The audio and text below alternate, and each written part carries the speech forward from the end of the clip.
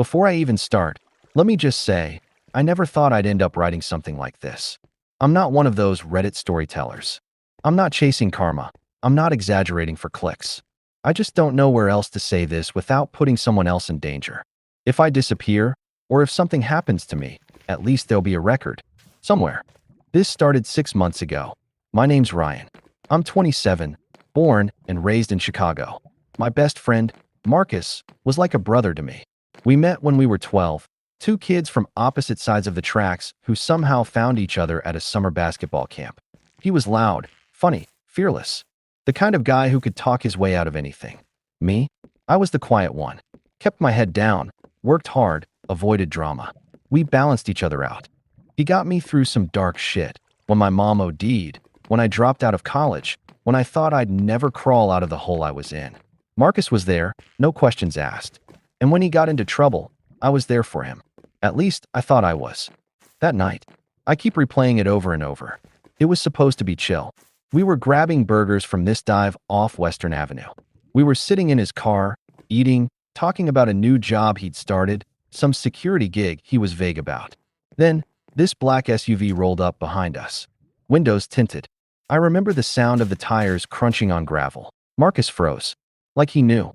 He told me, "Don't move. Don't say a word." His tone changed. No jokes, no laughter. Just cold panic. Then he reached into the glove box, pulled out a gun I'd never seen before. He shoved something into my hoodie pocket, said, "If anything happens, you run. Don't look back." And then, everything went to hell. The SUV door opened. Two men stepped out. One aimed, one shouted something I couldn't catch. Marcus fired first. 3 shots. Then came the return fire, dozens of them. Windows shattered, tires blew. I remember screaming, ducking, hearing Marcus yell my name. Then a sound I can't get out of my head. That wet thump. The kind that tells you it's already over. When I looked up, he was slumped against the wheel, blood pooling under his arm.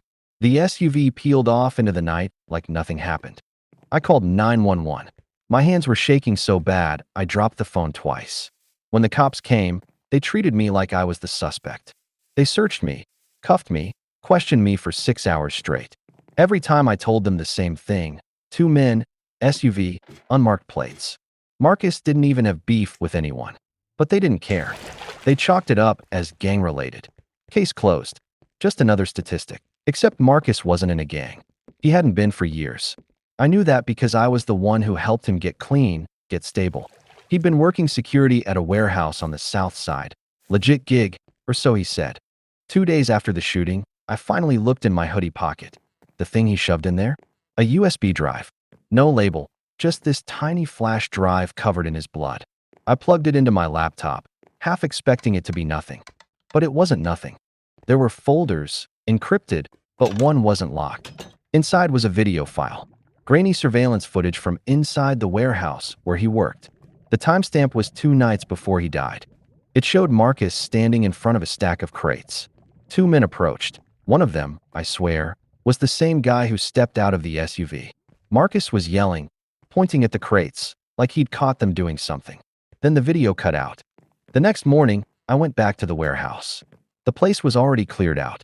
No staff, no boxes, no sign it was ever even a business. The signage was ripped down, the office gutted. It looked like it had been abandoned for months. When I asked around, the neighboring shop said the crew moved out overnight. No one knew who they were. No company name. Nothing. That's when it hit me. Marcus wasn't shot over some random street thing. He found something. Something that got him killed. The police wouldn't listen. I called the detective on the case, left 3 voicemails, sent screenshots from the video, even told him about the USB. He said, "Don't insert yourself into an ongoing investigation." Except there wasn't one. The day after that, my apartment got broken into. Nothing was stolen, laptop untouched, wallet still there, but the USB was gone. I don't even know how they found me. The lock wasn't busted, no sign of forced entry. That night, I got a text from an unknown number. "Stop digging. You don't know what you're part of." I blocked it, tried to convince myself it was a prank, but deep down, I knew. Whoever killed Marcus knew I had that drive. Over the next few weeks, I couldn't sleep. Every time I looked over my shoulder, there was always a car parked too long. A guy watching too closely. I changed apartments, changed my number, but the feeling didn't go away. Then last week, I got a call from someone who said they used to work with Marcus at the warehouse. She said his security gig was a front. The warehouse was being used to move product, but not drugs. Something worse. She wouldn't say what over the phone, just that Marcus was trying to expose it. She told me to meet her in person. Tomorrow night. I haven't told anyone where I'm going. Not even my sister. If something happens, I need someone to know this story exists. Because I'm starting to think Marcus died trying to protect me. Not from gangsters, but from people with way more power than I ever imagined. And now they know I'm next. I didn't sleep that night. I just sat on the edge of my bed staring at the ceiling, the phone still in my hand, replaying that woman's voice in my head. Tomorrow night. She'd sounded nervous, like someone who was looking over her shoulder while she talked. I didn't even know her name. She said using names wasn't safe. By morning, my paranoia had turned into full-blown anxiety. I called off work, unplugged my Wi-Fi, and went for a drive just to make sure no one was tailing me. Chicago's morning traffic usually calms me down. White noise, anonymous faces. But that day, it felt like every car was following me. Every stoplight turned red just long enough to make me sweat. I parked in a crowded strip mall and sat there for an hour, just watching. When I finally convinced myself no one was tracking me, I texted her back. "Where do we meet?" She replied almost instantly. "Lakeshore. Pier 9. Midnight. Come alone." No name. No photo. Just coordinates. Something about it felt like a setup, but I couldn't let it go. If Marcus really died protecting me, then sitting at home doing nothing felt worse than dying. That night, I packed light. A hoodie, a pocket knife, and my phone with location tracking on. I sent a live pin to my sister, but I disguised it by saying, "If anything happens, check my GPS history." She thinks I'm just paranoid from all the trauma, and honestly, I didn't want to drag her into this. I got to Pier 9 around 11:45 p.m. The lake was calm, just the sound of water slapping against the wooden posts. There was a faint fog rolling in, and the orange glow from the distant city lights barely touched the shoreline. I waited near an old lamppost, watching the empty docks. At exactly midnight, I heard footsteps. A woman stepped out from the shadows wearing a black jacket and a baseball cap pulled low. Late 20s, maybe early 30s. She looked exhausted.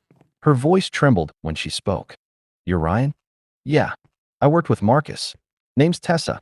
I shouldn't be here, but you need to know the truth." She glanced around constantly, like she expected someone to pop out of the fog. Then she handed me a folded piece of paper, coordinates, written in shaky pen. "That's where they moved everything after the warehouse," she said. "Marcus found out what they were really storing. He was going to leak it." "What were they moving?" Her eyes darted around again before she said it. "People." My stomach dropped.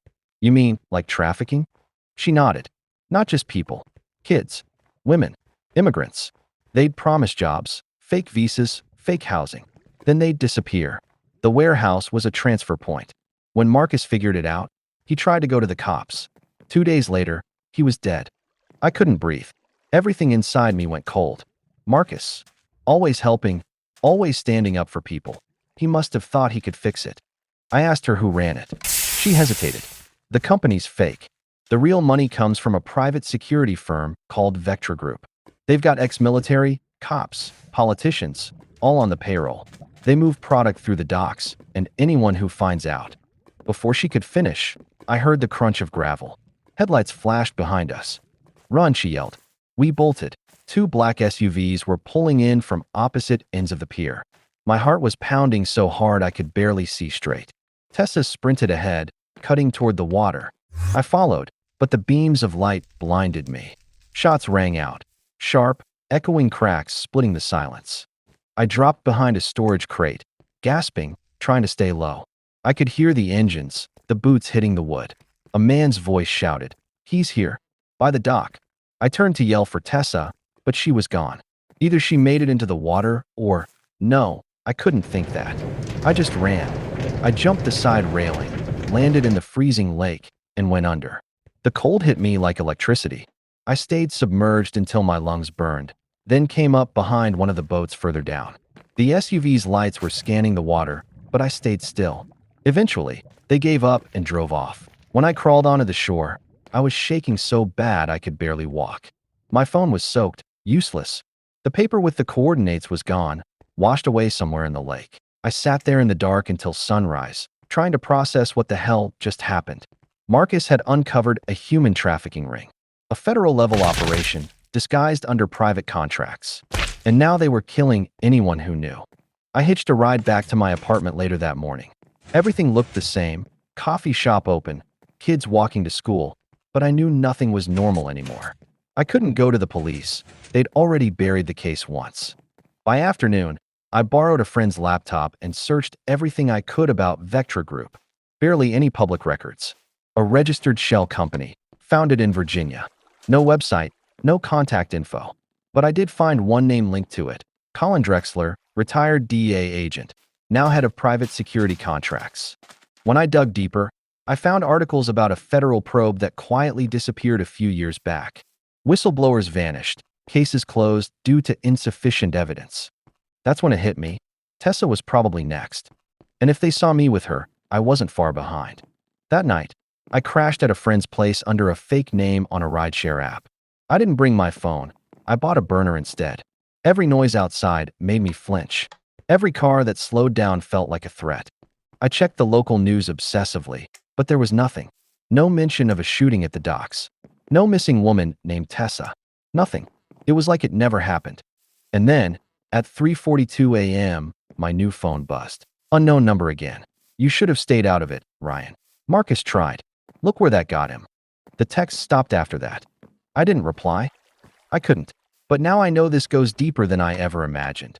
And if I want to survive, I need proof. Something concrete. Something they can't erase.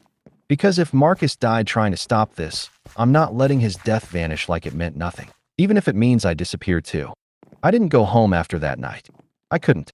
The idea of walking into my apartment, flipping on the lights, and pretending everything was fine. It felt suicidal. They knew who I was, where I lived, what I'd seen. That meant I was already a target. I ended up sleeping in my car behind a Walmart parking lot on the edge of town. I sat there the whole night with the seat reclined, one hand on the handle of a pocket knife, watching headlights move across the lot. Every shadow looked like a threat. Every noise made my pulse spike. By sunrise, I was running on caffeine and adrenaline. I needed answers. And if I couldn't trust the cops, I had to find someone who'd expose the truth. I started reaching out to journalists, independent ones, the kind that report on corruption and cover-ups. The first three ignored me. The fourth, a woman named Mara Holt, actually replied. She ran a small investigative site focused on trafficking cases and private military scandals. She asked me to meet her in a diner in Evanston. That afternoon, I showed up early, wearing a hat and sunglasses like that'd somehow make me invisible. The place smelled like burnt coffee and grease, and every time the door chimed, my heart jumped. When she finally walked in, she looked normal. Too normal. Mid-30s, curly hair, denim jacket, laptop bag slung over her shoulder. Ryan? She asked, sliding into the booth. Yeah. Okay, she said quietly. Tell me everything. So I did. Every detail, from the shooting, the USB drive, the warehouse, the break-in, Tessa, the pier, all of it. She didn't interrupt, didn't write anything down, just listened. When I finished, she sat there for a long moment, staring at her coffee. Finally, she said, I've heard of Vectra Group before. I leaned forward. Then you know what they're doing? She shook her head. I know they were under federal investigation in 2021. Multiple agencies tried to nail them for trafficking and illegal arms sales. The whole thing vanished overnight. Whistleblowers disappeared, files sealed. It's like the government decided it never happened. She looked me dead in the eye. If what you're saying is true, they've still got people on the inside. Law enforcement, Homeland, maybe even politicians. I told her about the video from the USB, but how it was stolen. She frowned. There has to be a backup. Marcus wouldn't have put everything on OneDrive. That hit me hard. She was right. Marcus was smarter than that. He was paranoid about security. He backed up everything twice, sometimes 3 times. If he was investigating these people, he must have hidden something else. I told Mara about his old storage unit downtown, the one he used before the warehouse job. We decided to go that night. Around 9 p.m., we pulled up to the lot. It was quiet, cold, empty, rows of metal doors under flickering fluorescent lights. Marcus's unit was number 207. My hands were shaking as I unlocked it. Inside, it looked like a typical mess of old stuff. Boxes of clothes, gym equipment, some old monitors. But tucked in the back, behind a tarp, was a locked file cabinet. I forced it open with a crowbar. Inside were hard drives. 6 of them, each labeled with dates, months leading up to his death. Mara grinned. He was documenting everything. We didn't stay long. I loaded the drives into a duffel bag and we left. On the drive back, I noticed a black sedan in the mirror. Same car that had been parked across from my apartment before. Mara, I said, "Don't look, but we're being followed." She froze, then casually glanced into her side mirror. Shit. We took a hard turn off the main road into a residential neighborhood, zigzagging through side streets. The car stayed on us for a few minutes, then disappeared. But by the time we reached her apartment, my nerves were shot. Her place was small, but neat. Laptop setup, notes taped on the walls, articles about corruption and trafficking cases everywhere. We hooked up one of Marcus's drives and opened the first folder. There were hundreds of files. Surveillance clips, scanned documents, emails between Vectra Group executives and city officials. Some of them mentioned shipments and logistics transfers. Others had coded language that made my stomach twist. Phrases like assets cleared for relocation and revenue from human resources to be processed off-site. Then we found the photos. It was them, the same 2 men from the SUV the night Marcus was killed, standing next to someone I didn't expect to see. Detective Harlan Moore, the same detective who'd written off Marcus's case as gang-related. I swear my vision went white for a second. Everything inside me burned. Grief, rage, disbelief. That bastard hadn't just ignored the truth. He was part of it. Mara stared at the screen. If this is real, this is enough to bury him. But we need to verify it before we go public. Before I could answer, her phone buzzed. A text from an unknown number. "You have something that doesn't belong to you." We both froze. "Turn it over and walk away, or you'll end up like your friend." Mara's face went pale. How the hell did they? Before she could finish, the power in her building cut out. Total darkness. We didn't even think. She grabbed her laptop, I grabbed the drives, and we bolted down the back stairs. As soon as we hit the alley, headlights flared at the end. Same sedan. 2 men got out, dressed in black, guns drawn. "Run!" I yelled. We sprinted through the alley, vaulting trash cans, ducking behind parked cars. Bullets cracked through the air. My ears were ringing. We cut through a side gate into another street, then into a park. Mara's laptop slipped from her arm and shattered on the pavement, but I didn't stop. We hid under a bridge near the river for what felt like forever, gasping for air. I looked at her, and she was shaking as hard as I was. "They knew," she whispered. "They knew the second we opened it." I looked at the bag of hard drives clutched in my hands. "Then we have to finish what Marcus started." She nodded, tears streaking down her face. "We can't go to the cops. We need to leak it. To everyone. Multiple outlets, encrypted." I agreed. We needed to get the data off those drives before they found us. But that meant finding a secure network and a safe place to hide. Because now, they weren't just cleaning up their mess. They were coming to erase us. We didn't sleep that night. We just sat under that bridge until sunrise, freezing, soaked in river water and panic. Every car that passed overhead made us flinch. Mara was pale, trembling, clutching her phone like it could save her. I just kept staring at the bag of hard drives like it was a bomb that could go off at any second. When the light finally came up, we started walking. No plan, no destination, just away. Eventually, we found a diner near the edge of the city, one of those old ones that look like they've been there since the 50s. Half the sign missing, coffee that tastes like burnt rubber. It was quiet though, empty. Perfect. We took a booth in the back. Mara hooked her laptop to the charger, trying to see if she could recover any files from her backup drive. I just sat there, watching the door, waiting for someone to come through it. Every time it opened, my hand went to the knife in my pocket. "Finally," she said, "I can still access the encrypted files. But they're locked under something called Project Hallowpoint." I frowned. "Hallowpoint? Like the bullet?" "Yeah," she said. "Marcus probably named it that on purpose. We tried everything to decrypt it, password lists, pattern guesses, date combinations. Nothing worked. Then I remembered something Marcus used to say whenever he said a password. 'If you know me, you know my code.' He said that once when we were playing Xbox, bragging that I'd never crack his account. So I tried his mom's name, his old basketball number, our high school mascot. Still nothing. Then it hit me. The day we met. I typed in Camp Leland 2010. The files unlocked. Inside were hundreds of documents, photos, ledgers, chat logs, scanned IDs. It wasn't just trafficking, it was government contracts. Vectra Group wasn't just smuggling people. They were selling them into private labor programs. Immigrants, refugees, runaways, funneled into black sites and off-book facilities disguised as rehabilitation centers. It was sickening. Some of the files listed payment amounts per asset. Others had shipment logs with dates and destinations, mostly through ports in Texas and Louisiana. I felt like I was going to be sick. Marcus had uncovered all of this and paid with his life. Mara's hands were shaking as she scrolled through the files. This is enough to bring the whole thing down. If we can get this to the right people, it'll blow everything open. I nodded. We just have to survive long enough to do it. She looked up, terrified but determined. There's someone I know, a contact in DC. He's with a watchdog group that exposes military and corporate corruption. If we can get the files to him, he can protect them.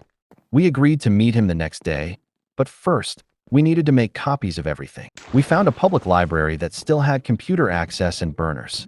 It took hours, but we duplicated every single drive.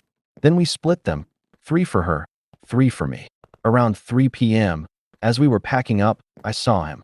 The same detective, Harlan Moore, standing across the street, talking into a phone, scanning the area. Mara, I whispered, we need to go? Now. We slipped out the back exit and cut through a side street, but I could feel eyes on us. The whole walk to the train station felt like walking through crosshairs. Every reflective surface, I was looking for movement. Every step felt heavier than the last. We bought separate tickets, different lines, different directions. She'd head north to Milwaukee. I'd go west to Aurora to lie low. We promised to stay in touch using encrypted email accounts. Before we split, she grabbed my hand. If I don't make it, Ryan, get it out there. Promise me. I said, you will. You've got the files. You're smart. You'll make it.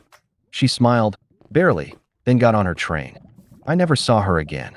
The next morning, I woke up in a motel room to the sound of my burner phone buzzing. It was an email from her account. Subject line, if you're reading this, I didn't. The message was short. They found me. Don't go to DC. They're compromised too. You can't trust anyone in law enforcement. Take the drives to the press. Leak them all at once. That was it.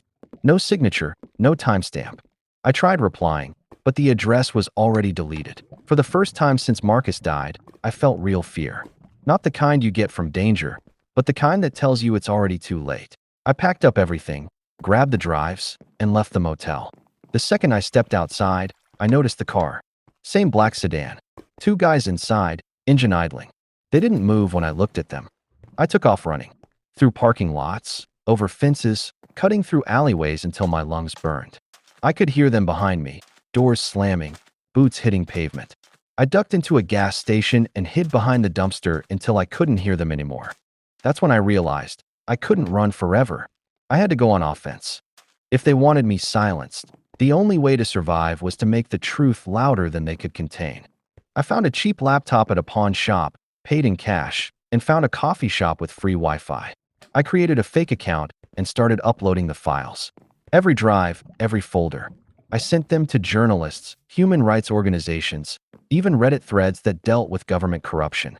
I attached everything, photos, names, logs. I didn't hold anything back. It took 3 hours for the first response. A tech reporter from Denver messaged me saying he'd verified some of the documents. He said he was scared, but he'd publish. By nightfall, the files were spreading. Twitter, Discord servers, forums, people were talking about Project Hallowpoint. But then, everything went silent. Every post I made disappeared. Every link was deleted. Even the journalists' accounts vanished. It was like the story had been swallowed. Then my laptop screen went black. A message appeared. You can't stop us, Ryan. You're next. I slammed the lid shut and ran. Left everything behind. The laptop, the coffee cup, the bag. Now I'm on the move again. I don't use my real name. I stay in cheap motels, pay cash, change cities every few days. I don't call family. Don't log in anywhere. But I still have one copy left, the original.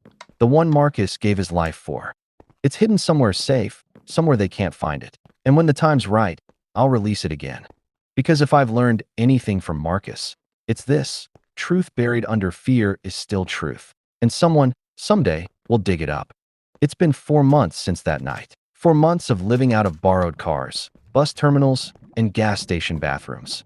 I've changed my name 3 times, burned through every fake ID I could get, and stopped counting how many motels I've stayed in. I don't look people in the eyes anymore. I don't stay anywhere long enough for them to remember me.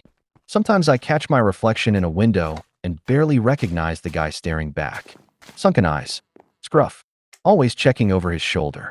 I used to be the kind of guy who believed in rules, cops, order, systems. Now all I see are the cracks. And in those cracks, monsters crawl through wearing suits and badges. But I'm still here. Barely. And I still have the last drive. The one Marcus shoved into my hoodie before he died. For months, I kept it hidden in the lining of an old duffel bag, terrified that plugging it in would lead them straight to me. But last week, something changed. I saw Marcus's name again. A Reddit thread started blowing up under r/true crime. The death of Marcus Hayes. What really happened? Someone had posted a photo of the crime scene that night. His car, the shattered glass, the blood on the driver's side window. And the caption read, "This wasn't random. He knew something. Someone covered it up." I read through hundreds of comments. Most of them dismissed it as conspiracy junk. But one caught my eye. A user named Echo Spectre wrote, "If you're still out there, the whistle still works. Use the back door, same key." That phrase, same key, Marcus used it all the time when we gamed together.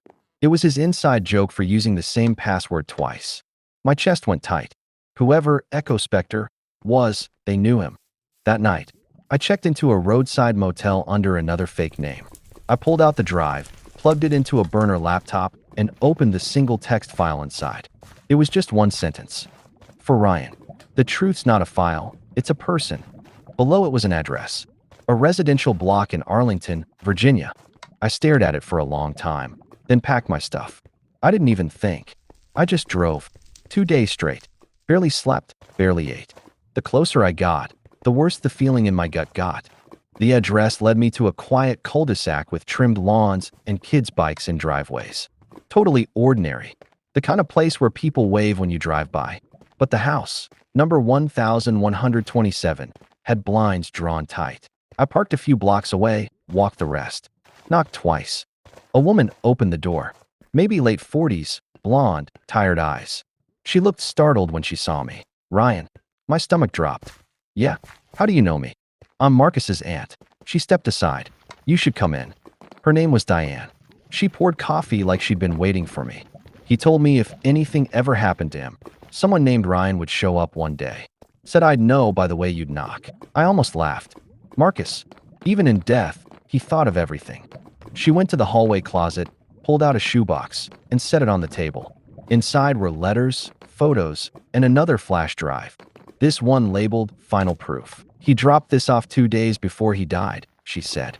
"Told me to hold on to it in case the wrong people came asking questions." My hands were shaking as I plugged it into the laptop. The drive contained one folder, encrypted with the same code, Camp Leland 2010. Inside were recordings. Marcus's voice. He'd recorded everything. Conversations with Vectra executives, calls with Detective Moore, even a meeting where Moore admitted to burying evidence for national security reasons. In one clip, Marcus was talking to someone over the phone, someone high up. "Look," he said, voice low but steady. "You can spin this as logistics or security, but you're moving people. Living people. That's not private contracting. That's slavery." A pause. Then the voice on the other end, gravelly, deliberate, said, "You've seen too much. Walk away, or we'll make you disappear." Marcus didn't, and they made good on their promise. I sat there listening to my best friend's voice, his last days, his courage, his fear, and something in me snapped. The grief turned into something colder. Sharper. Diane put a hand on my arm. "You can't go to the police. They're part of it." "I know," I said quietly, "but I can go somewhere they can't erase." The next week was a blur. I drove to DC, checked into a hostel, and spent days at public libraries uploading the recordings piece by piece to servers across the globe.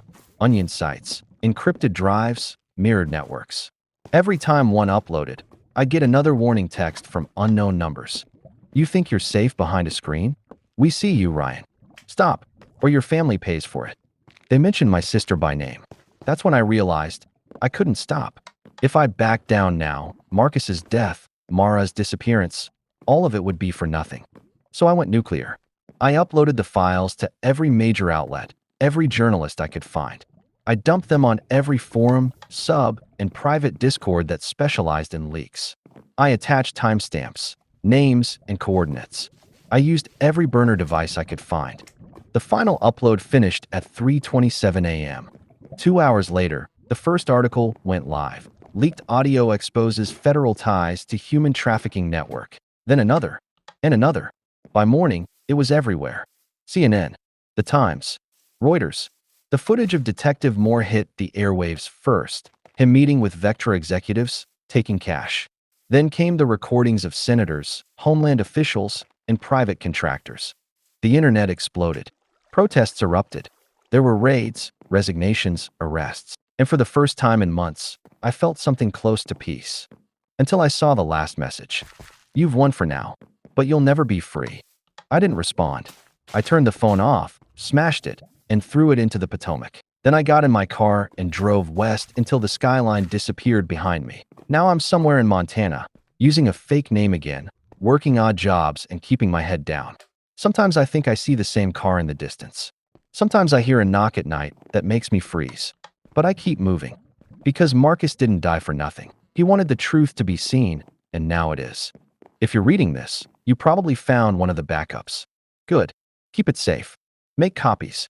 Don't trust anyone who says they can protect you. They can't. They're still out there. But so am I.